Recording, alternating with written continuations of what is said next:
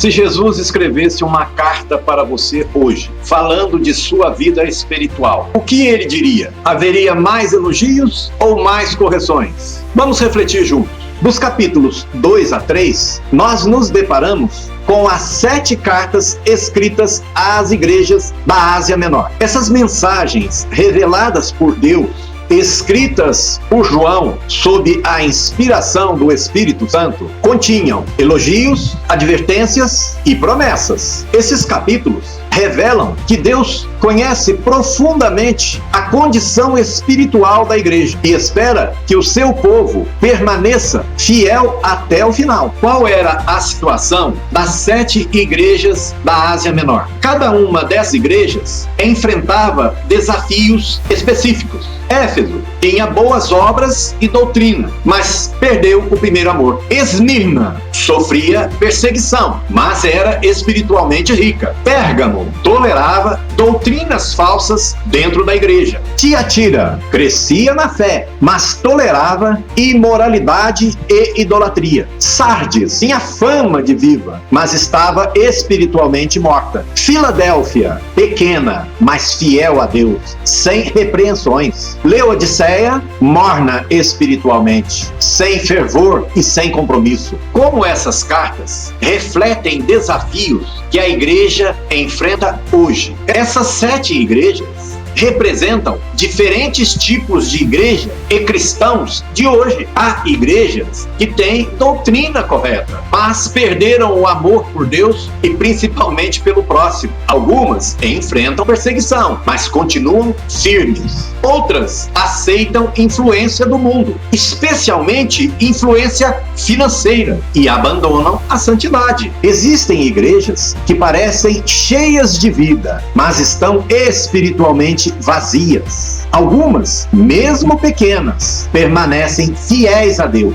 Outras são mornas, vivendo uma fé sem compromisso com Deus. E algumas pregam a prosperidade, mas não são sinceras em dizer que a prosperidade que está nos planos da igreja que dirigem é a prosperidade de seus líderes. O que essas mensagens ensinam sobre a fidelidade a Deus?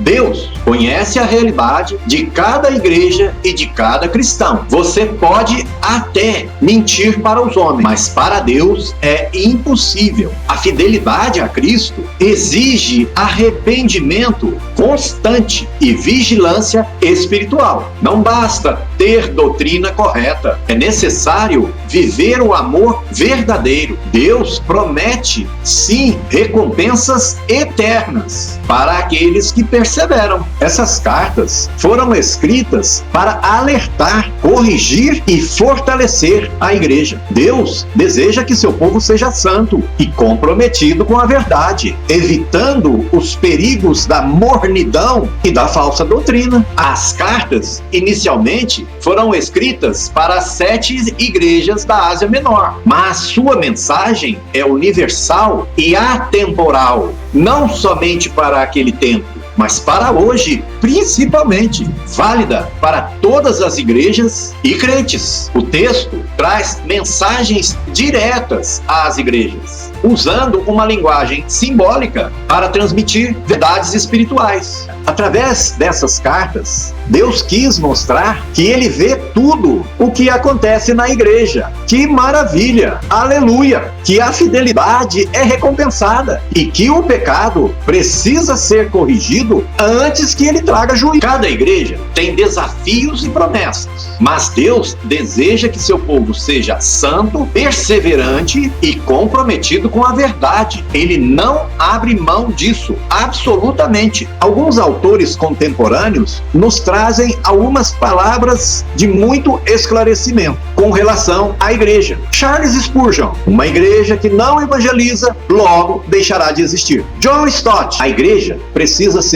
tanto pura quanto missionária, pois foi chamada para ser luz no mundo. E Max Lucado Quando nos afastamos da fé, Deus nos chama gentilmente de volta ao seu caminho. Foi o que ele fez e o que ele intencionava através das 7 cartas enviadas às igrejas da Ásia Menor, que tem um grande valor a ser refletida nos dias de hoje, não só pelas igrejas, mas para nós cristãos também. Isaías, no capítulo 1, versículo 18, já havia citado que Deus chama seu povo ao arrependimento. Em Efésios, capítulo 5, versículo 27, Paulo destaca que a igreja deve ser apresentada como noiva pura a Cristo. E em Provérbios, capítulo 3, versículo 12, está escrito que o Senhor corrige a quem ama. Que Deus maravilhoso! Ele nos ama tanto que nos corrige, mas nós precisamos refletir nossos erros e nos aquebrantarmos diante de Cristo, diante de Deus, diante do Espírito Santo, enquanto é tempo.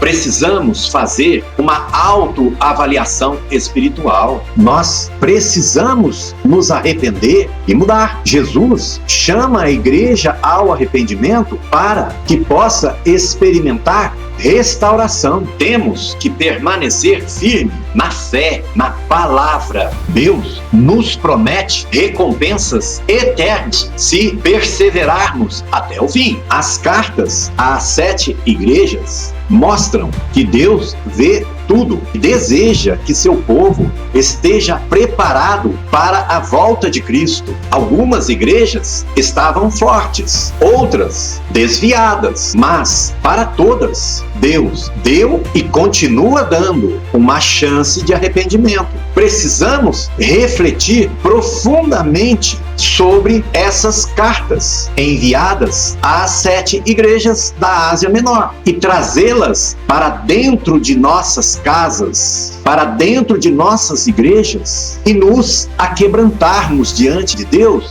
e exercer toda a autodisciplina e disciplina que se fizer necessário, enquanto é tempo. E eu volto a te perguntar, se Jesus escrevesse uma carta para a sua vida espiritual hoje, para a sua liderança, o que ele diria? Haveria mais elogios ou mais correções? Que Deus te fortaleça, que o Espírito Santo de Deus faça você refletir quando você começou essa obra, quem você era e o que você é hoje. E se você não estiver alinhado com aquele chamado que Deus lhe fez lá atrás, que você se humilhe diante dele, peça perdão e realinhe sua liderança segundo os princípios existentes na palavra de Deus e abandone toda e qualquer outra doutrina escrita por homens que não condiz com a palavra de Deus.